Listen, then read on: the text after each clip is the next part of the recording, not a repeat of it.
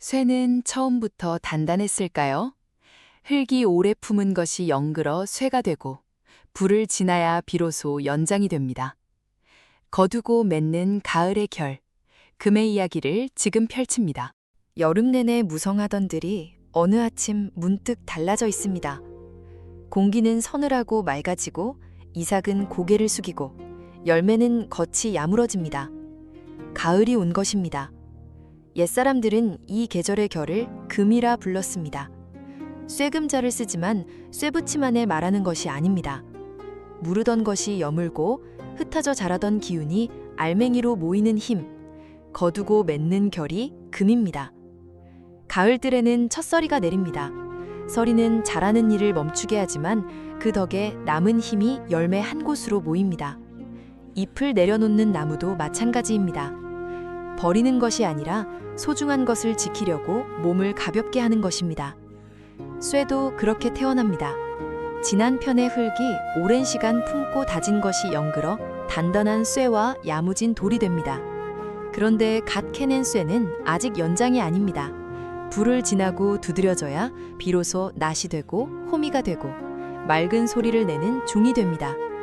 단단함은 처음부터 주어지는 것이 아니라 만들어지는 것입니다.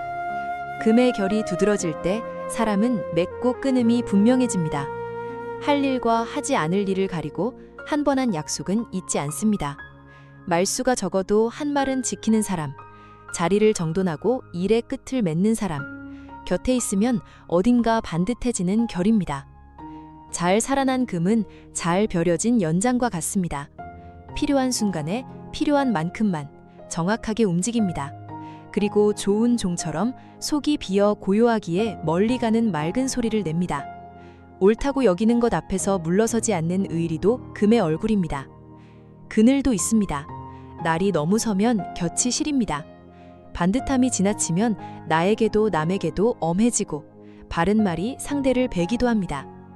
흠없이 하려는 마음이 굳으면 세상 일도 사람도 성에 차지 않게 됩니다. 그러므로 금의 힘은 더 날카롭게가 아니라 무엇을 지키려고 벼리는지 아는 분명함에 가깝습니다. 나를 벼리는 까닭은 해치기 위해서가 아니라 아끼는 것을 지키기 위해서입니다. 오행에서 흙은 쇠를 낳습니다. 토, 생, 금. 흙이 오래 품고 다진 것이 영글어 단단해집니다. 품는 시간 없이 여무는 것은 없습니다.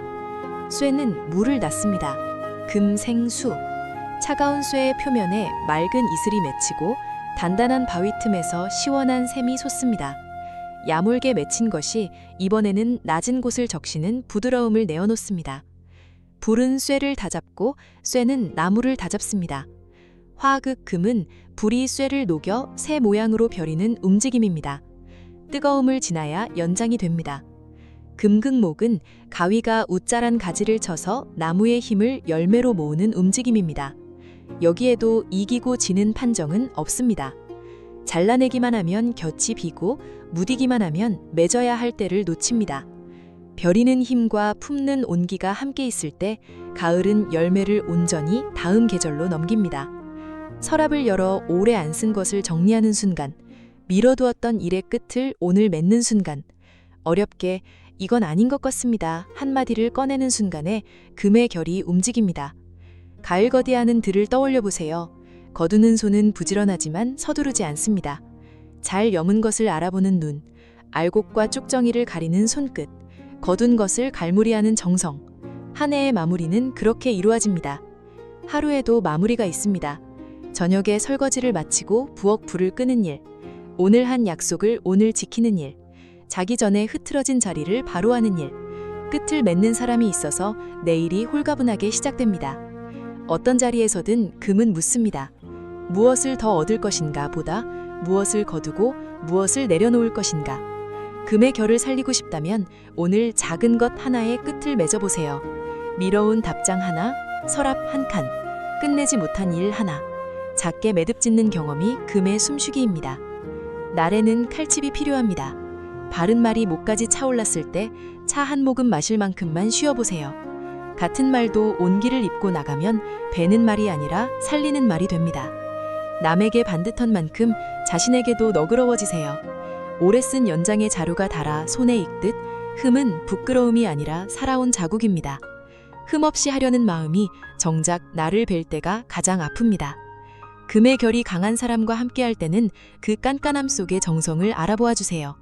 그 사람의 아니요는 맹정함이 아니라 지키려는 마음일 때가 많습니다. 반듯한 사람일수록 수고를 알아주는 한마디에 마음이 풀립니다. 올해 무언가를 내려놓은 날이 있었다면 그것은 잃은 것이 아니라 여문 것인지도 모릅니다. 나무가 잎을 내려놓는 것은 지는 것이 아니라 열매와 뿌리를 지키는 일입니다. 늘 야물어야 한다는 짐은 내려놓으셔도 됩니다. 가장 단단한 쇠도 불 앞에서 녹습니다.